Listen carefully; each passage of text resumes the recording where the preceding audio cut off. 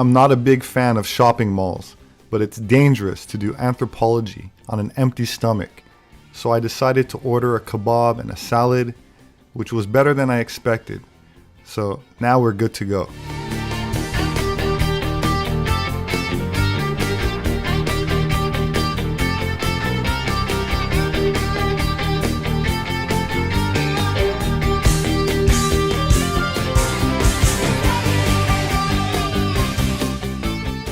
I was out in the field doing research, and an artificial Mayan replica caught my eye, so I decided to investigate. While it wasn't a particularly good replica, what caught my attention was that it was depicted with blue eyes. While this attribute might seem out of place for what is supposed to be a Mesoamerican artifact, in actuality, it is more accurate than one would expect, given that the actual myths and legends of the New World speak of a serpent or snake deity that had blue eyes. Called Kukulkan by the Maya and Quetzalcoatl by the Aztec, this textbook, issued by the Secretary of Education of Mexico, is standard in all Mexican schools and depicts the serpent god, or plumed serpent, as a bearded, blonde man. This mural is called The Legend of Quetzalcoatl by Diego Rivera, located at the National Palace on Mexico City's main square, the official residence for the President of Mexico. This site has been a place for the ruling class of Mexico since the Aztec Empire, and much of the current palace's building materials are from the original one that belonged to the 16th century leader Moctezuma II. And this mural is in Cholula, Puebla, in central Mexico, and it's also of a blonde, bearded Quetzalcoatl. The world-famous explorer, Thor Heyerdahl, claimed that in ancient Incan legends, there was a sun god named Kontiki Viracocha, who was the supreme head of the mythical fair-skinned people in Peru. The original name for Viracocha was Kontiki or Ilatiki, which means sun tiki or fire tiki. Kontiki was high priest and sun king of these legendary white men who left enormous ruins on the shores of Lake Titicaca. The legend continues with the mysterious bearded white men being attacked by a chief named Kari, who came from the Coquimbo Valley. They had a battle on an island in Lake Titicaca, and the fair race was massacred. However, Kontiki and his closest companions managed to escape and later arrived on the Pacific coast. The legend ends with Kontiki and his companions disappearing westward out to sea. When the Spaniards came to Peru, Heyerdahl asserted that the Inca told them that the colossal monuments that stood deserted about the landscape were erected by a race of white gods who had lived there before the Inca themselves became rulers. The Incas described these white gods as wise, peaceful instructors who had originally come from the north in the morning of time, and taught the Incas' primitive forefathers architecture, as well as manners and customs, and they were unlike other Native Americans in that they had white skin and long beards, and were taller than the Inca. The Incas said that the white gods had then left as suddenly as they had come and fled westward across the Pacific. After they had left, the Inca themselves took over power in the country. In fact, the name America was not an ode to the Italian explorer Amerigo Vespucci, as we've been taught, but instead after the Peruvian god Amaru. According to Manly P. Hall, author, Rosicrucian, and honorary 33rd degree Freemason, quote, "The name America is derived from the god Quetzalcoatl in Mexico, and in Peru he was called Amaru. From the latter name comes our word America. Amaruca is literally translated land of the plumed serpent. The priests of this god of peace once ruled both Americas." There should be a link in the description to a video I did several years ago on the Chacapoyas, or mysterious cloud people of Peru, a civilization that predated the Inca and were conquered by them shortly before the Spanish arrived. They were fair-skinned, and many had blonde or red hair. I've also discussed ancient transatlantic contact and the numerous Mesoamerican myths and depictions of bearded gods or teachers that helped establish agricultural civilization in the Americas in antiquity. It is from this context that one should question if this ancient serpent deity, or winged serpent, was symbolic of a priest class which was revered as a serpent race, which did not represent reptilians, but a human race, which disseminated the very same mystery religion also associated with the snake in places like Mesopotamia, India, China, and Egypt. That said, I'd like to play an excerpt from a broadcast by the late Bill Cooper on this topic. The video footage is of several cities in Mexico to help set the ambiance. I hope you enjoy it. Tonight's program, ladies and gentlemen, comes from a book by Manly P. Hall named America's Assignment with Destiny. 3 great cultural heroes were associated with the origin of Mayan civilization. Wotan, who founded the Votanic Empire seated at Palenque, Itzamna, the Yucatecan hero, and Kukulkan, whose worship extended throughout the Central American area. All 3 came from a remote region lying eastward, introducing arts and sciences and founded religious cults, or mysteries. From the legendary histories of these persons, they should be included as adepts or initiates of ancient secret schools, possibly Atlantean.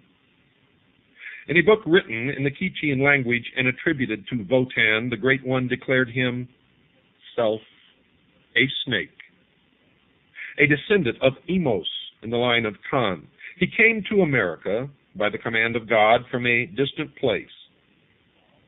He ultimately founded Palenque and built a temple with many subterranean chambers, which was called the House of Darkness.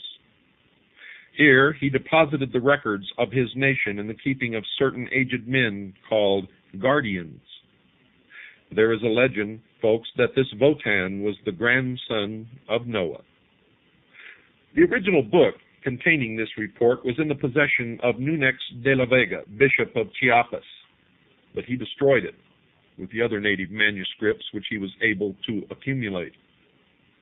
Fortunately, however, it had been copied by Aguilar. Itzamna, according to Cogulodo, was a priest who came with the migrations from the east. He was the son of the supreme deity Hunabku, or the Holy One.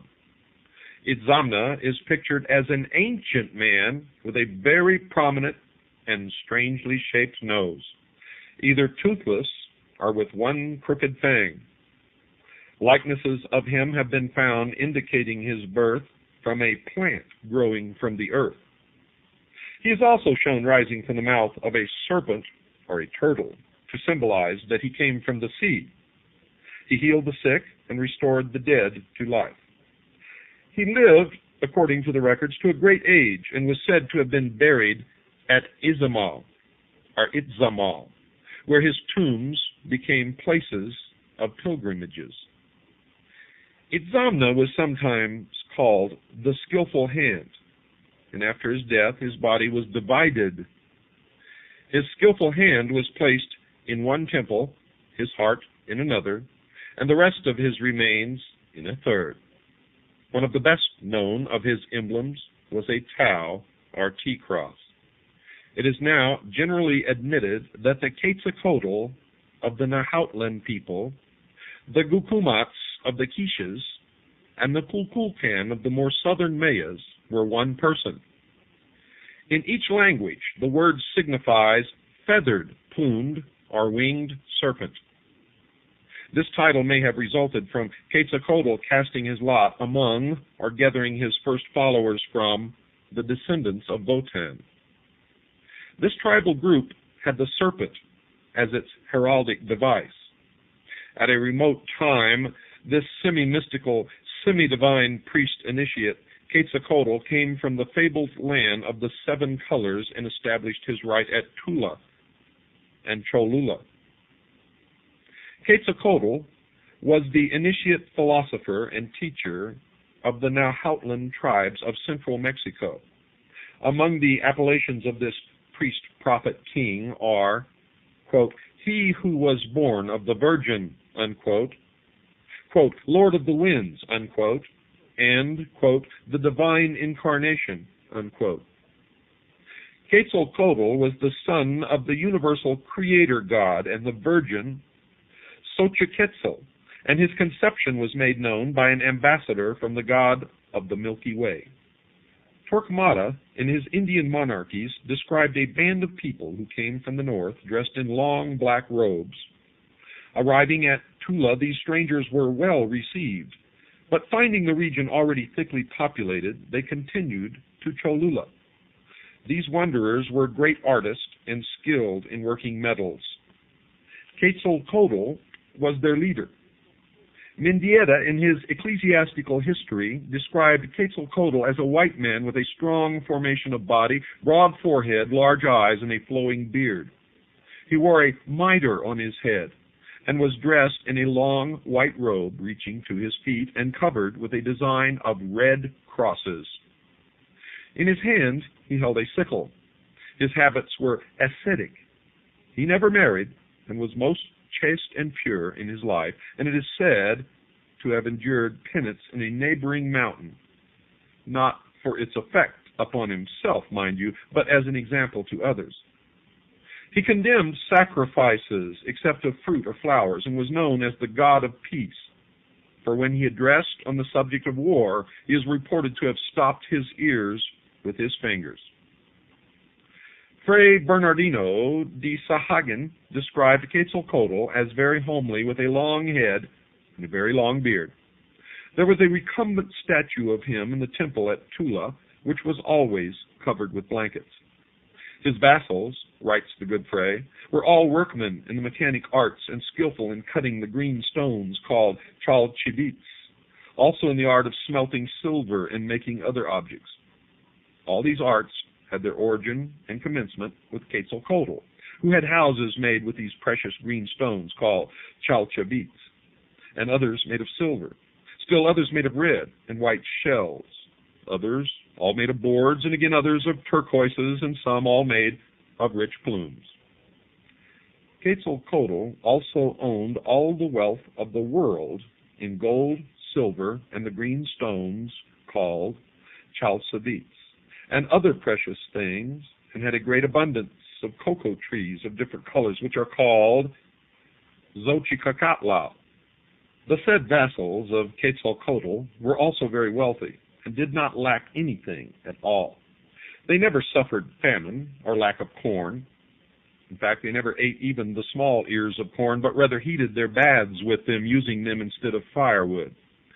It is specifically mentioned by Sahagun that Quetzalcoatl created and built houses under the earth.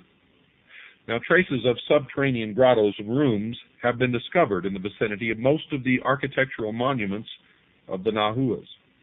There is a vast complex of such apartments near the Pyramid of the Sun at San Juan, Teotihuacan. The Amerindians believed the Serpent to be an earth dweller, and it is quite possible that the accounts implied these subterranean and secret places to be chambers of initiation into the mysteries of the cult. According to de Bourbourg, the Mexican demigod Wotan made a journey through a subterranean passage which, running underground, terminated at the root of heaven. This passage was a snake hole, and Wotan was admitted because he was himself a son of the snake. Quetzalcoatl appeared as the great sorcerer, magician, or necromancer. He performed miracles, and upon his departure his secrets were entrusted to an order of priests governed by a hierophant or master.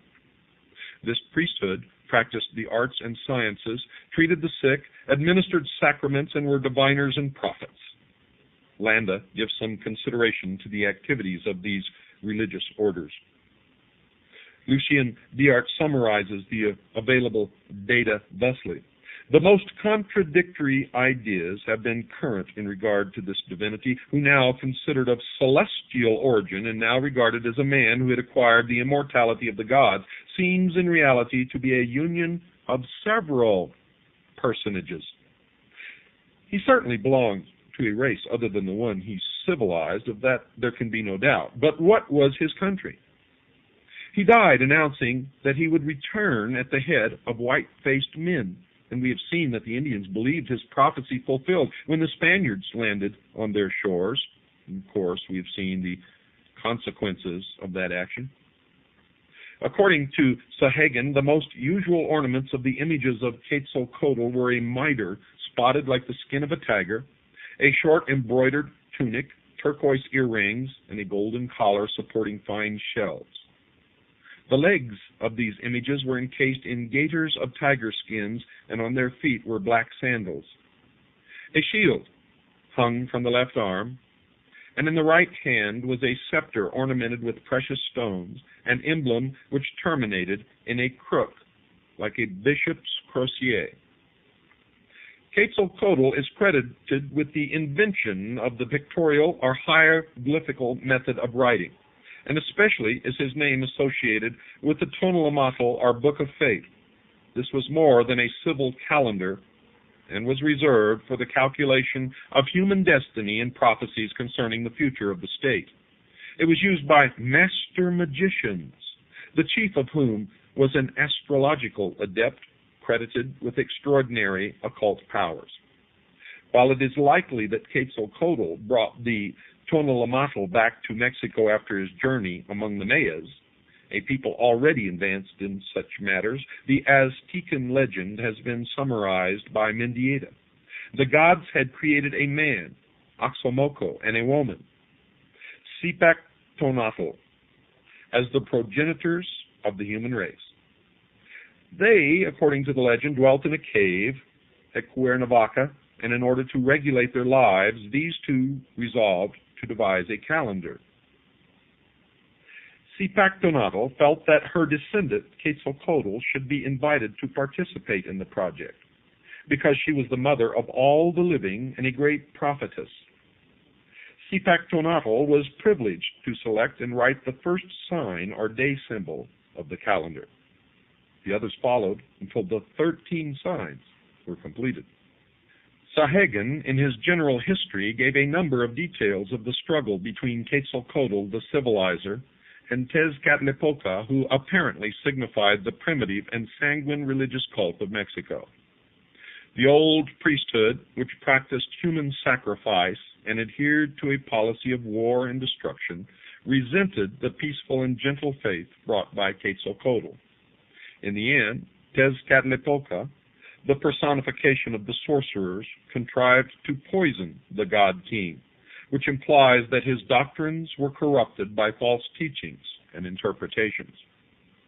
The poison worked slowly and insidiously until Quetzalcoatl, realizing that he could not combat successfully the old perverted priesthood, left Chula, ordering his palaces of gold and silver, turquoise and precious stones to be set afire.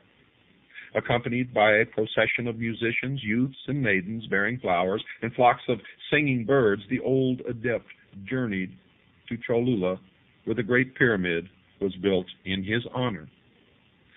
It was written that the Cholulans deeply admired the great priest because of the purity of his life, the kindliness of his manner, and his doctrines of peace and brotherhood. He remained with them for nearly 20 years, slowly sickening from the poison which was destroying his body.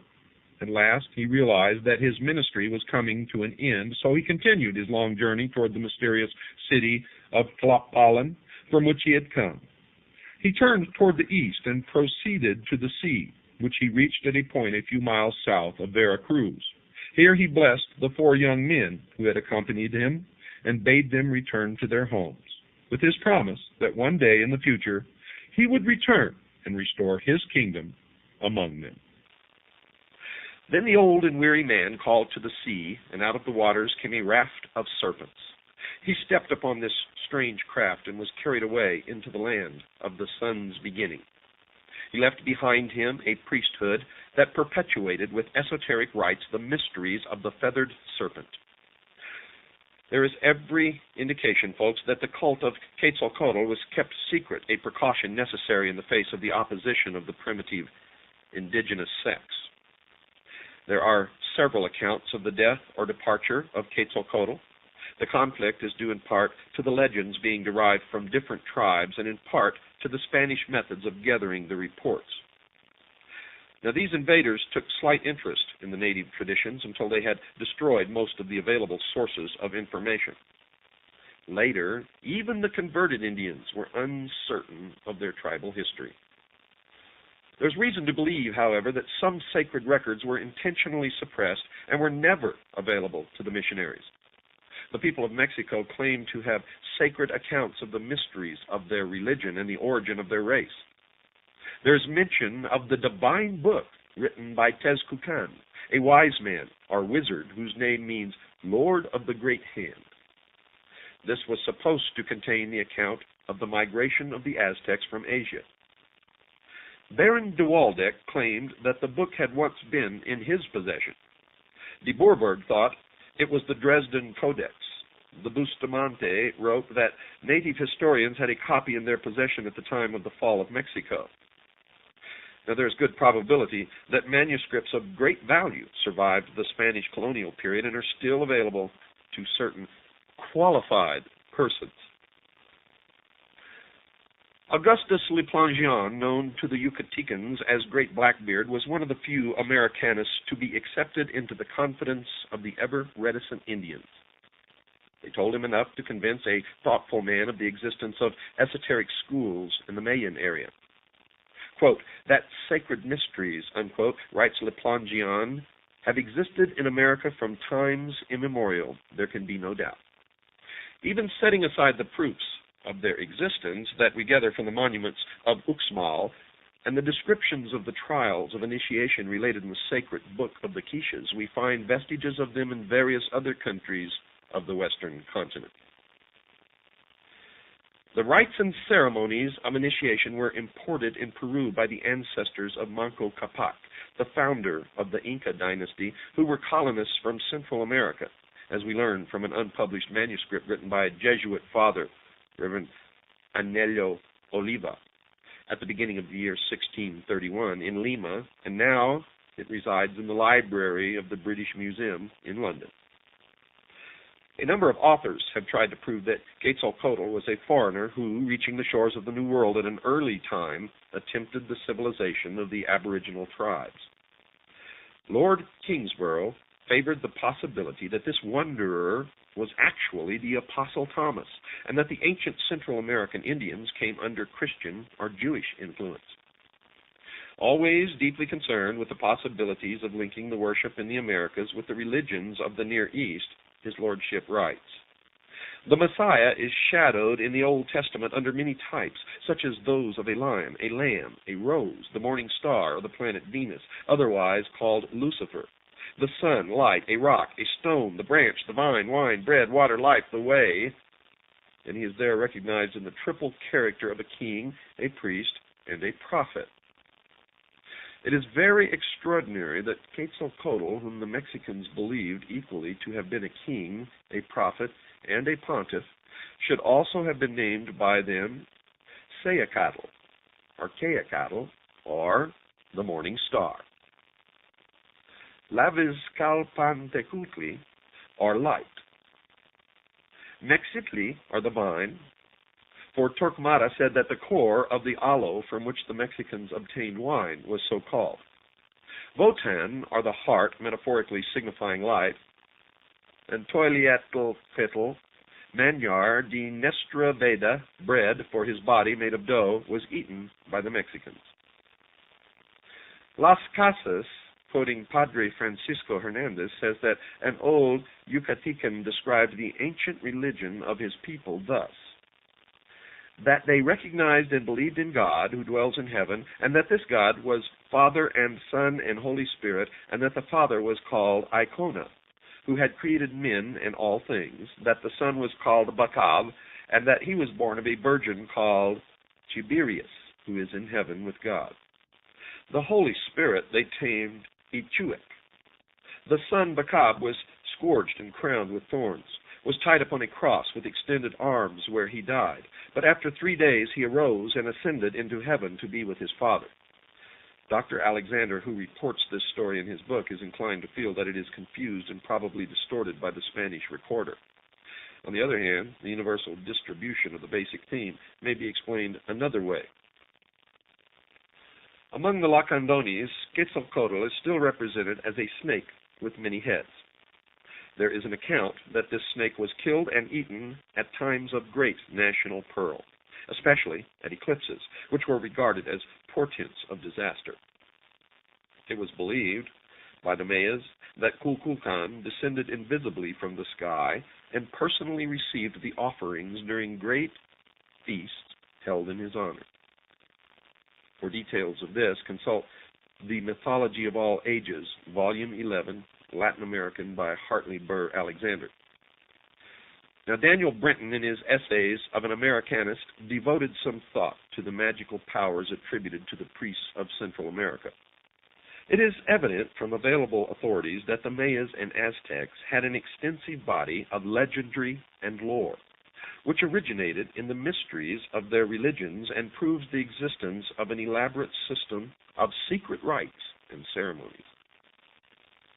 In the form of a feathered snake, Quetzalcoatl overshadowed a dynasty of rulers and priests, some of whom later assumed his name and even his mask symbol. These later Quetzalcoatls have been confused, like the several Zoroasters of Persia, into one person, with the resulting conflict in dates. Recent excavations would indicate that the cult of the feathered serpent was established before the beginning of the Christian era and did not arise in the 10th or 11th century A.D. as held by some modern archaeologists. In fact, it is more likely that the ancient hero was said to have been reborn or to have overshadowed a later leader of the nation. All the accounts imply that the religious order which served the mysteries of Quetzalcoatl was long established, and those who follow in the way which he had prescribed lived most severe lives. Children were consecrated to his temples from their birth and were marked by a special collar. At the end of the 2nd year, the child was scarified in the breast. When it was 7 years old, it entered a seminary where it took vows covering personal conduct and public duties, including prayers for the preservation of its family and its nation. There were many of these priestly brotherhoods, and the Spanish missionaries, in spite of their theological prejudices and intolerances, were forced to admit that the Aztecan priests were excellent scholars and lived austere and pure lives. It was said of these missionaries that in Quetzalcoatl, who taught charity, gentleness, and peace, they thought they saw a disciple of Jesus Christ. The kings of the Mexican nations, like those of ancient Egypt, were also initiates of the state mysteries. Torquemada described the attainments of Nazahualpili, the king of Texcoco. This learned man gathered about him masters of the science and arts and gained a wide reputation as an astrologer and seer. When Montezuma was elected to rule over the complex of Nahuatlan nations, King Nazahualpili stood before the young man and congratulated the entire nation for having selected such a ruler, whose deep knowledge of heavenly things ensured to his subjects his comprehension of those of an earthly nature. The interpreter of the collection of Mendoza described Montezuma as by nature wise, an astrologer and philosopher, and skilled and generally versed in all the arts, both in those of the military as well as those of a civil nature, and from his extreme gravity and state, the monarchy under his sway began to verge towards empire. The great serpent, clothed in quetzal plumes, certainly belonged to another race and came from an unknown country. Lucien Biart says, "It is an incontestable fact that Quetzalcoatl created a new religion based upon fasting, penitence, and virtue. In skillful trades and in metalworking, this Amerindian savior reminds one of the craftsmen of Tyre who cast the ornaments for Solomon's temple. As a benefactor of his people, as a liberator of men's minds and hearts, this Nahuatlan demigod certainly revealed the attributes of the master builder." Folks, are you beginning to hear the implications that this may be connected to the ancient mysteries and directly to Freemasonry, for that is exactly what Manly Hall is putting across. Scattered through the jungle of Yucatan and extending northward into Chiapas and southward into Honduras and Guatemala are the remains of ancient cities and the ruins of old cultural centers, religious or educational, dedicated to scientific research and the investigation of the spiritual mysteries of human life. These shrines and temples are adorned with numerous religious emblems and figures and closely resemble the temples and schools of the esoteric tradition, which were scattered through the Mediterranean countries, North Africa, and the Near East. The Aztecs inhabiting the Valley of Mexico certainly derived much of their cultural impetus from the more highly civilized Mayas. These Nahuas practiced elaborate rites and ceremonies and recognized a large pantheon of divinities. It seemed unlikely that the Aztecs patterned their religious concepts from some inferior cultural tradition. There are positive indications that the tribes of central Mexico had received an important intellectual stimulus from the Mayas and even found it expedient to acknowledge this indebtedness. The physical remains of the Maya civilization are sufficiently impressive to indicate a highly advanced people whose religious institutions and rites had reached a considerable degree of refinement. Most early writers, in an attempt to estimate the cultural attainments of these nations, have been over-influenced by the early theologians and scientific enthusiasts who invaded the field with a variety of concepts and, of course, preconceptions. The empires of the Mayas and Aztecs were resplendent with edifices dedicated to their faiths. There were magnificent shrines, temples, and altars, some to sanguinary deities and others to benign and kindly gods. The state mysteries, however, were seldom performed in the sanctuaries of popular worship. Neophytes traveled to remote places, and if they went uninvited, they seldom, if ever, returned. Throughout the jungle are the ruins of extraordinary buildings constructed for unknown purposes. The mysteries of Xibalba, as recorded in the Popol Vuh, and traditionally associated with the culture hero Wotan, were given in such an architectural complex which served as an entrance to a mysterious world beyond the dimensions of the material mind.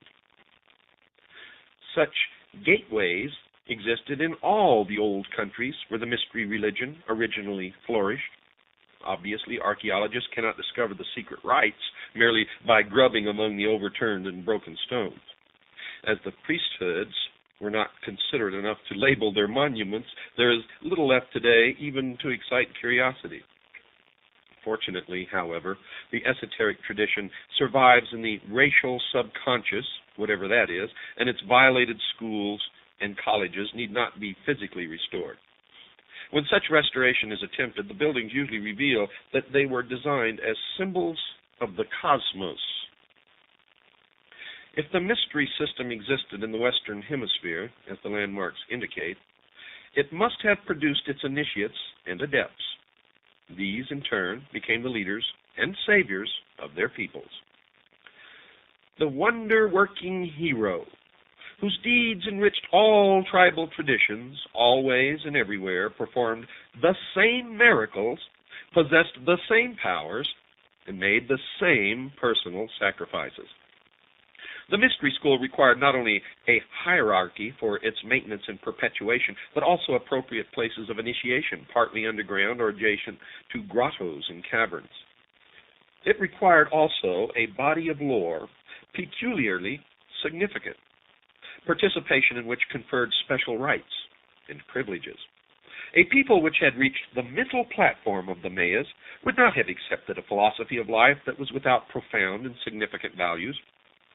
Pagan priesthoods did not initiate those of feeble mind, but selected for spiritual advancement persons of high attainment and mature judgment.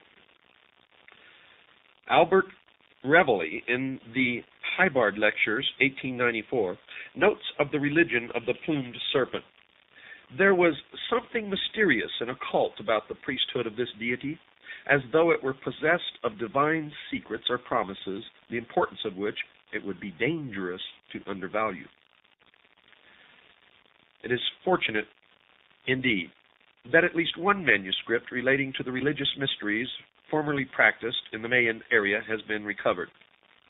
The Popol Vuh, or the Senate Book of the Quiches, the record of the community, has survived the numerous vicissitudes which have conspired to prevent the perpetuation of the literary monuments of Central America. It was tolerated by the early missionaries, who, observing certain similarities to their own scriptures, preserved the work as a means of persuading the Indians to a more speedy baptism. In the 17th century, it was rescued from a fate worse than oblivion by the Dominican monk Don Ramon de Ordonez y Aguirre, Dean and Chancellor of the Archbishopric of Ciudad Real.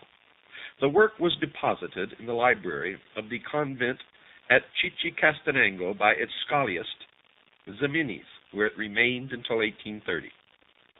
The manuscript of the Popol Vuh was rediscovered about 1855 by Dr. SEPEHR in the library of the University of San Carlos, Guatemala City.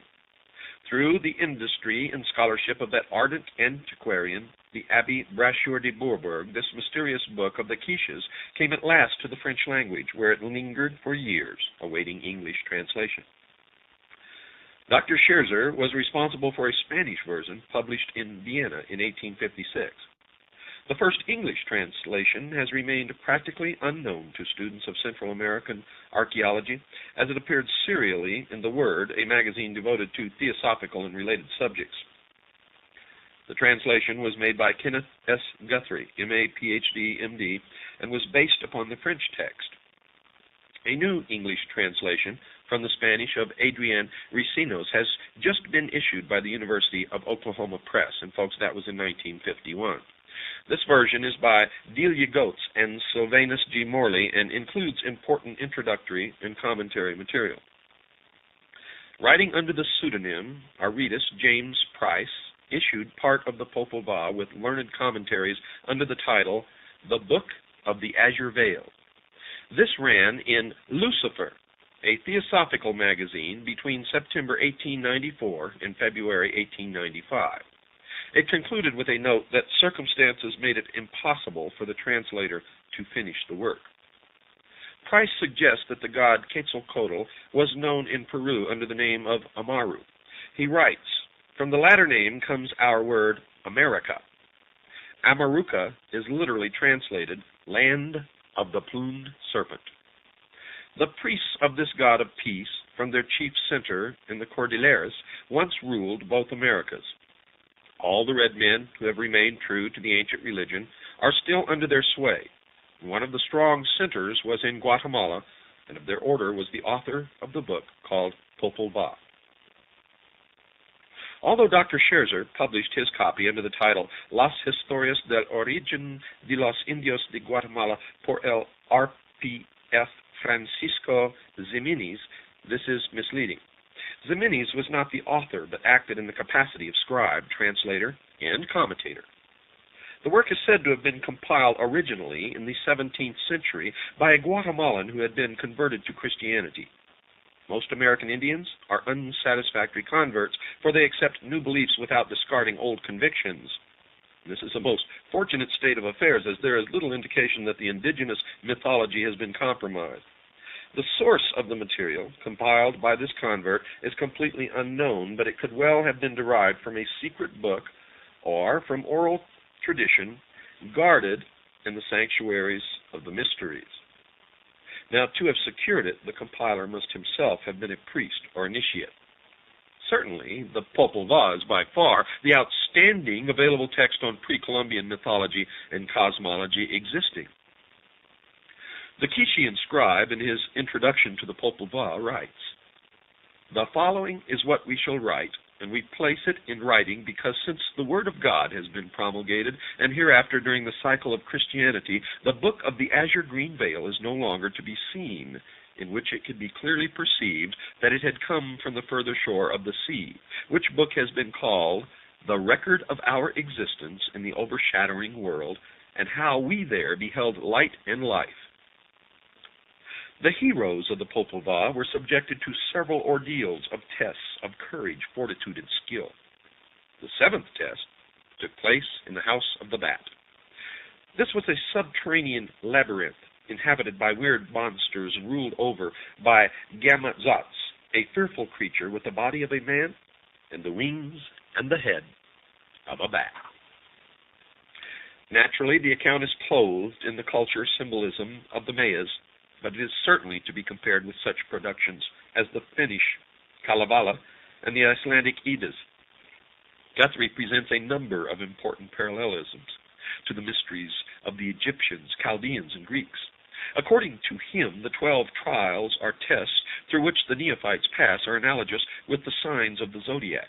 He goes so far as to hazard the speculation that the 12 princes of Xibalba were the rulers of the Atlantean Empire, and their final destruction referred to the tragic end of Atlantis. The Popol Vuh follows the traditional form by involving its principal characters in a series of superhuman and supernatural adventurers. The work is certainly an account of the perilous journey which is the usual means employed to veil thinly the story of initiation. By comparison with the oral traditions of the northern Amerindian tribes, the legend unfolds what Dr. Paul Radden beautifully calls the road of light. Medicine priests have freely acknowledged that in dreams and trances they could leave their bodies and travel to the abodes of the gods and the dead. To make this journey while still living is initiation, for it is conscious participation in the fact of immortality.